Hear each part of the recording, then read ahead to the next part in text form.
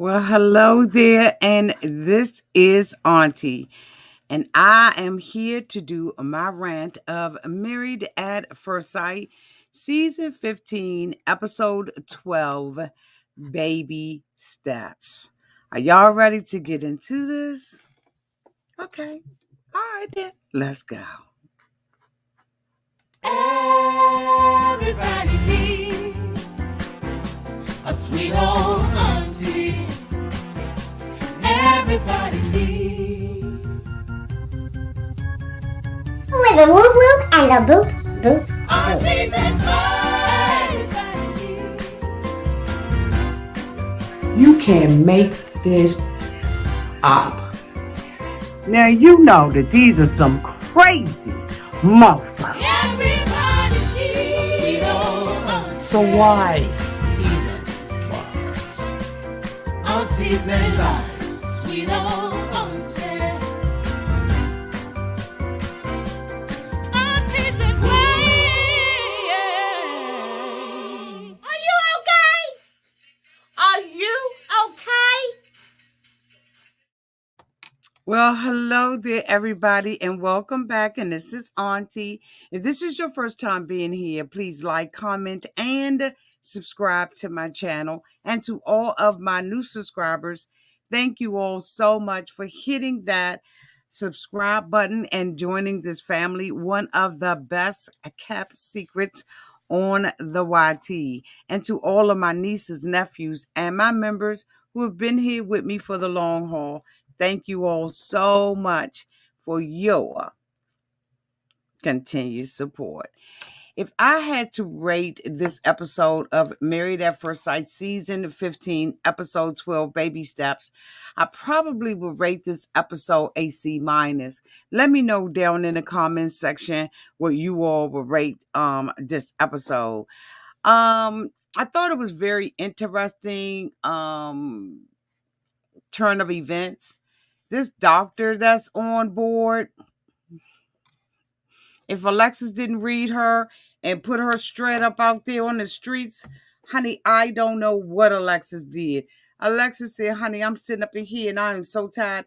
You go from one subject matter and now you want to sit here and ask about, sex. You like, read the room, sis, read the room. I was glad that she did that because you have to learn. I know that she has a mission and that she, has been told by the producers that, this is what this episode is and this is what you need to talk about. But I think she needed to read the room with Alexis and Justin because there was no reason for her to even ask a question like that. Given the fact that they are in such a bad place with one another, right? So I just really thought it was just stupid for her to even go there. But I was, like I said, I was extremely happy that Alexis called her to the carpet and basically bust her out. Okay. But anyway, so who's the first couple that I want to talk about? Let me see. I'm gonna bring their pictures up. Lindy and Miguel. Lindy and Miguel seem to be having like a really good relationship with one another.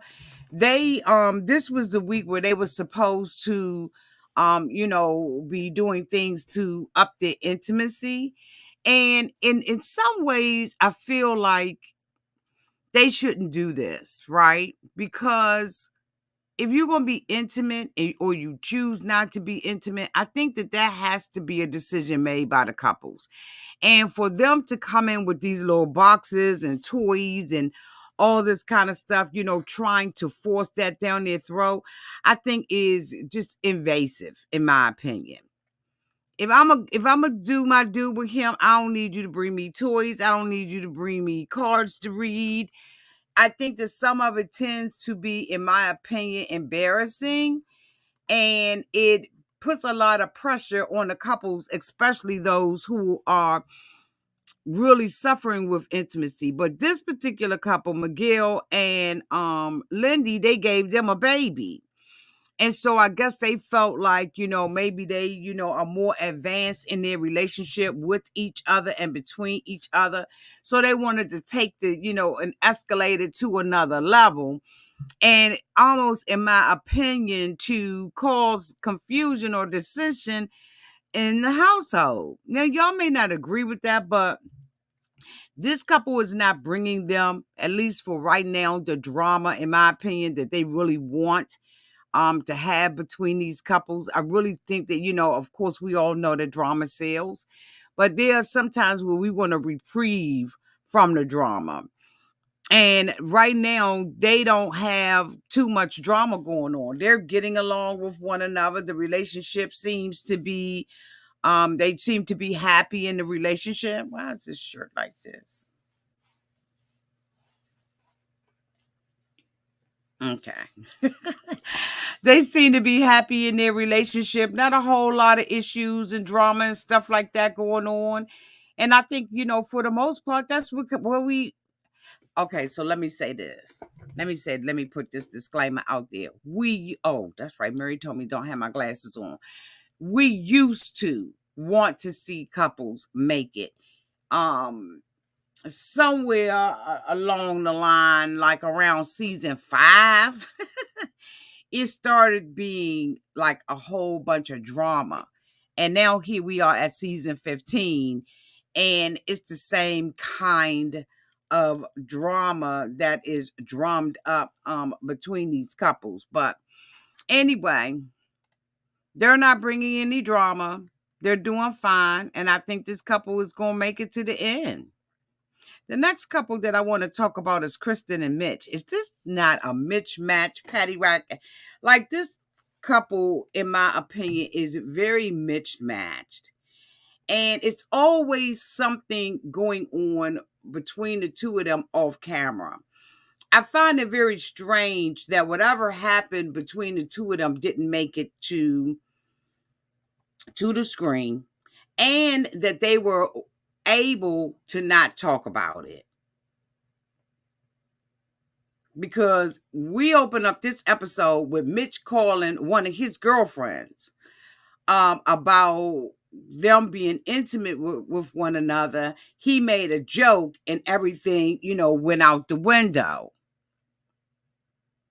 And I'm thinking to myself, what kind of joke did he make during their love making or their, their intimacy with one another, that they decided they gonna back away from having intimacy, period.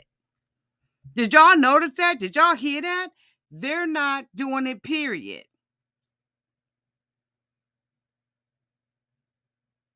He called one of his girlfriends and told her that he had made a joke. So I don't know if he made a joke about, like, I don't even want to I don't want to speculate, but what joke could be that offensive to you doing love maker, other than maybe she didn't smell a certain way or perform a certain way? Like, I don't know. Because they were sitting on the beach later on and talking about what position they liked the best. And he said that he liked the dog in him, because he feel like he has more control. But he does like when, she is riding a bicycle, because he feels like he doesn't have to do a whole lot of work. And so I'm just like, okay, so if they're open enough to have this kind of discussion, then they should be open enough to have the discussion about whatever happened in the bedroom. But whatever it is, the two of them are basically wanting to be together, but having a lot of struggles. Like, they are struggling, especially Kristen, because Kristen, in my opinion, she waits to get in front of, she waits, in my opinion, to get in front of the experts to say what she's not going to do for Mitch anymore, or what position she doesn't want to be in, or she doesn't want to walk on eggshells, or she doesn't want to, lose herself in trying to please him. Now we've heard some of the background about her and how, her mom, she was an overachiever and she had to be perfect and all of that kind of stuff. But some of the stuff that Kristen is struggling with, to me, is self-inflicted, because you need to just be who you are. All of this, according to Kristen, is based on the first encounter where he said that he wasn't attracted to her. It's obvious that he's attracted to her now. So all of this stuff and these hangups that she has, she needs to get past it. Plus, she's super sensitive and gets offended very, very easily. Mitch is one of those guys who got like dry jokes and stuff like that. So it's like, okay. Like, I don't understand what's going on between the two of them, but I just wish that they would fix it, because for him to call his girlfriend and for them to back up off of, okay, hold on for a second.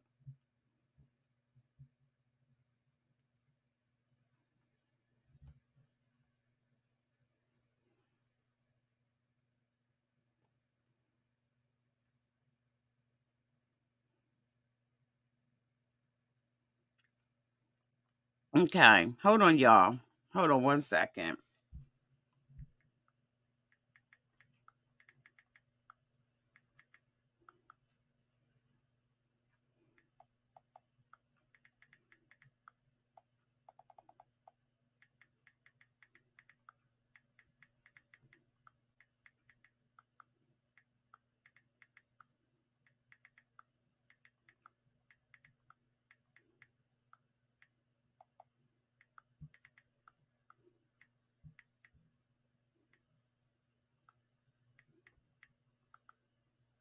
Okay. So anyway, enough about them. Let me go to the next couple. Stacia and Nate. I can't do Stacia and Nate without doing Binh and Morgan, because Nate is not giving Morgan a pass. Now, as we all know, Morgan is still hung up on this thing that my man wasn't with me. And Binh is always around her in the fetal position. And it has become extremely irritating to me that he will not make this girl take ownership. When we saw them the last time, Binh and Morgan, Nate was like, why all the hostility? And she talked her way out of it. But this time when he sat there and he had a conversation with Binh, he basically told the truth. Morgan is the type of person who loves misery. He said it don't make a difference how you apologize, because Morgan told Binh that she wanted Binh to be emotional, or she wanted him to be more sincere. Really, what he's doing is he is saying, yes, I agree, I did you wrong, and all that, because he doesn't want to deal with the real issues. And he has to deal with the real issues. And he doesn't want to deal with those real issues. He just doesn't. And so he's afraid of the girl. He's intimidated by her. He says she's strong mentally and physically with his. Thank you so much, Kelly, for becoming a member. Welcome to the family. Welcome, Kelly. Thank you so much for joining. Members, can you all please welcome Kelly to the membership?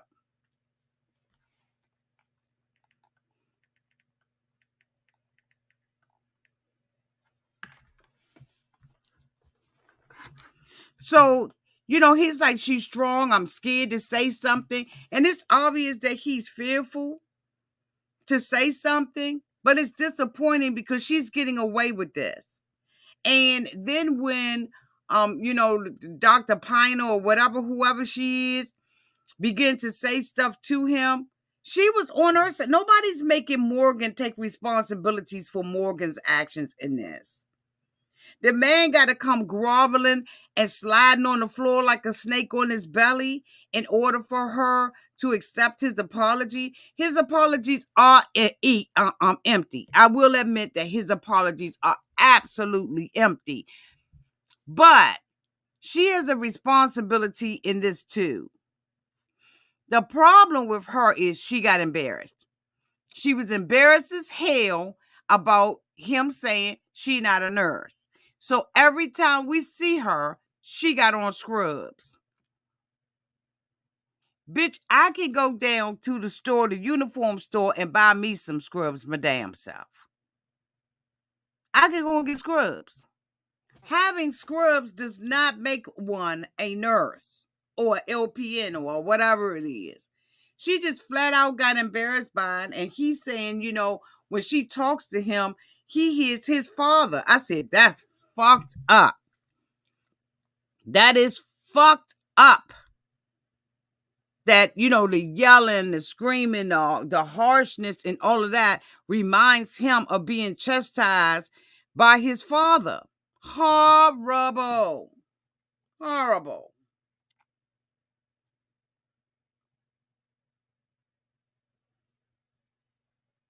Horrible. But Nate was like, man, I'm telling you right now, no matter what you say, no matter what you say, no matter what you do, she's never going to accept it because she don't fuck with you. Okay? She doesn't. Nate and Stacia seem to be coming together.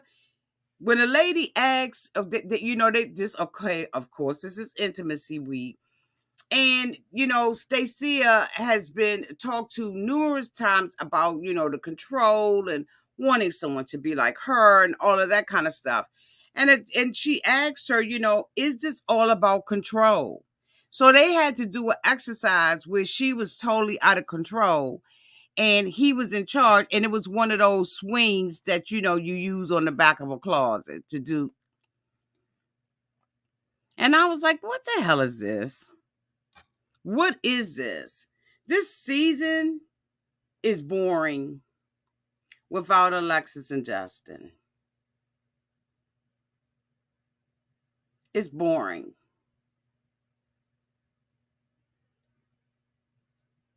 Because I done put this review on for several days and still feel like this was just really boring. Like, Auntie, you just talking. But Alexis and Justin are really having problems. She don't like him, but we've been saying that from day A. All we are doing is watching it just play out. That's exactly what's happening right now. It's playing out.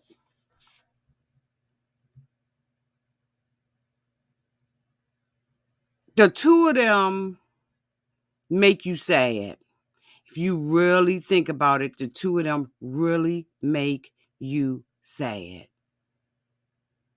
They sat down with the doctor, but before they did, the two of them was having an argument and fussing and cussing and hollering and hooping. One thing I noticed about Justin is he is quick to use a curse word to talk to his wife. And I think when you start cussing each other out, the relationship is over. When you start using the F-bomb and the mother bomb and all of that kind of stuff, the relationship is over because you got one time to call me a mother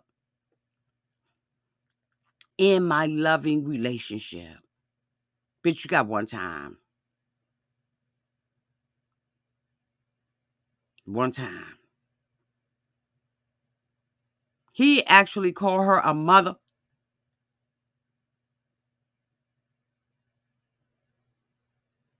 And I was like, no. They were having an argument because she goes out every weekend with her friends. She goes out every Saturday for 2 hours. with her friends. She's around him filming every day, and this is her husband. And I know y'all probably are waiting to see how I feel about it. Are y'all waiting to see how I feel about it? Go out with your girlfriends every Saturday for 2.5 hours. Because you invited him out. She invited him out. And he said that ain't what he do. But bitch, you not gonna stop me from doing what I want to do. So you can't say that I'm excluding you when, bitch, I tried to include you. That's what you not gonna do. That's what you not gonna do. Hold on, y'all. Let me change them, even though I ain't never changed his damn name. But just act like you don't see the name. You not gonna hold me back from doing what I want to do when I asked you about this. He said it all. It's not the point that you're going out every weekend for a couple of hours. Then what is it about, bitch? It's about you not wanting to be with me. But if I'm with you 6 days a week, 6 days a week, 24 hours, I've invited you out with me and my girlfriends because it's just something I need. That's a problem. We always get criticized for taking care of us. We got to be everything to every body, but nothing to ourselves. And if this is therapy for me going out with my girlfriends, leave me the fuck alone and let me go out with my girlfriends. Find something for yourself to do. Join a flag football team. Go join a back. Do something. But don't pressure me about something that I want to do that's a release for me, especially when I'm married to you. When asked the question, Alexis is honest to a fault. To a motherfucking fault. She is, y'all. She is. When they asked her, are you in love with him? Or are you ready for justice? She said no. She's honest to a fault. She told them in truth.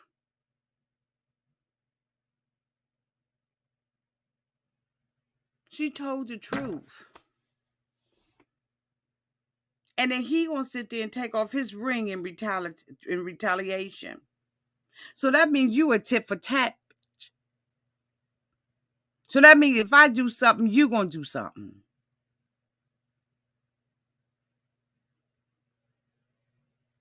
And who wants to be with a petty ass man? Nobody. Let me breathe. I'm going out for 2 hours. And bitch, I don't care if it's 8. If I need that time by myself, let's sit down and talk about it. He was like, I don't like it. She said, but you told me it was okay. Well, free didn't mean free from me. Well, bitch, free means free from you. And then he feels rejected because she's not having, sex with him. But I really believe it's his C-cop. I believe that when he's laying there on the side, ladies, I believe that when he's laying up in the bed and she's standing over top of him, when he lay back, that them suckers go to the side like that, or they hanging down low, and it's not attractive. I don't believe that she's attracted to his baby making looking hips. I ain't saying he got baby making hips. I'm saying they look like they baby make, like he could make a couple of babies. That's all I'm saying. And she said, well, we have intimacy when we talk, but that's not the intimacy that he looking for. But he definitely look like he could carry twins. And I know that that's not attractive, because that wouldn't be attractive to me. Come on, y'all. Let's just tell the truth out here and shame the devil. Y'all know that he looked like he could carry twins. Easy. Easy. He can carry twins.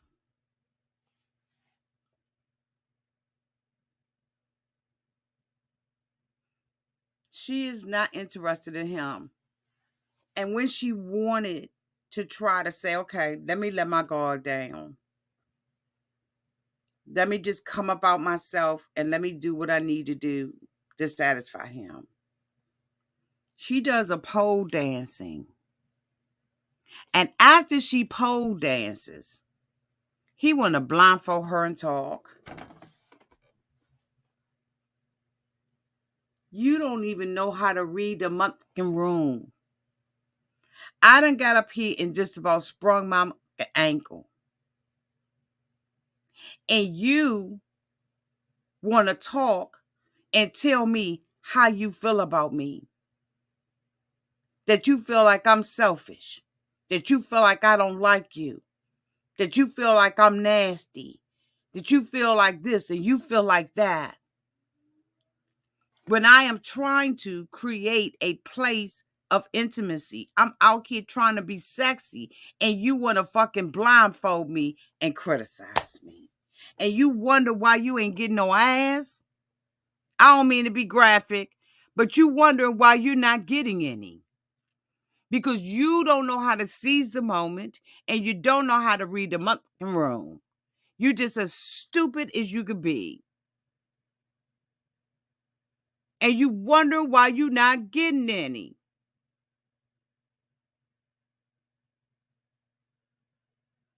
And he was like, it was okay. Bitch, she's like 6'2". At least in my eyes. She tried. Whether she was successful and ready to put them legs up there or no, she tried. She tried. And then you crying all the time. Can you imagine doing a pole dance for your husband? And you sit down and you thinking, okay, well, let's do it. And he want to talk about how he feel about you. And like we heard in the argument, she's trying to bring intimacy and you can't tell her your feelings without a mother mask on her, a blindfold. You're a coward, in my opinion. This show, they got to step this show up. They got to step this show up because it's been whatever. It definitely hasn't been good. It has been horrible.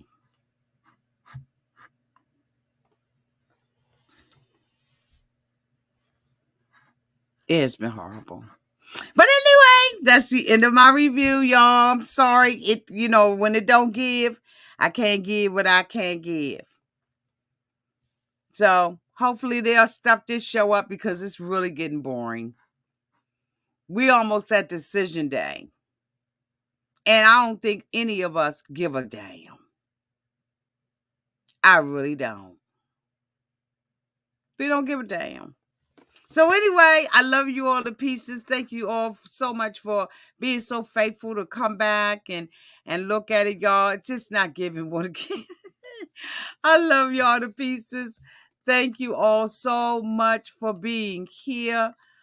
Thank you so much to Kelly for becoming a member. Thank you to my moderators who always keep the chat nice and safe. I love you all to pieces. And until next time, bye-bye.